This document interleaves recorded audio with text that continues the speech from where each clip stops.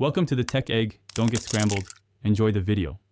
In this video, I will show you how to make delicious waffles in a waffle maker. First, gather all your ingredients. You'll need 1 3/4 cups of all-purpose flour, 1 tablespoon of baking powder, and a half teaspoon of salt. For the wet ingredients, prepare 2 large eggs, 1 cup of milk, 1/2 cup of melted butter, and 2 tablespoons of sugar. Having everything ready makes the process smooth and enjoyable. Now let's mix our batter. In a large bowl, combine the flour, baking powder, and salt. Whisk these dry ingredients together until they are well incorporated. In a separate bowl, whisk the eggs, milk, melted butter, and sugar until smooth.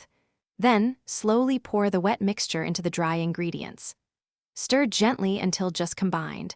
A few lumps are perfectly fine and will ensure your waffles are light and fluffy.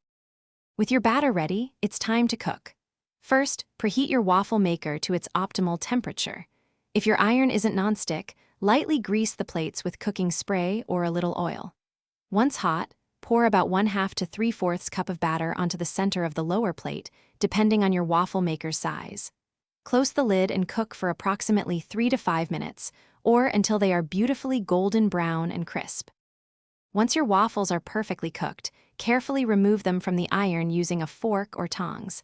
Serve them immediately while they are warm and crisp. They are fantastic with a drizzle of maple syrup, fresh berries, whipped cream, or even a sprinkle of powdered sugar. Remember, for the crispiest results, avoid opening the waffle maker during the cooking process. Enjoy your homemade, delicious waffles. Thanks for watching. Consider subscribing if I helped unscramble your problems.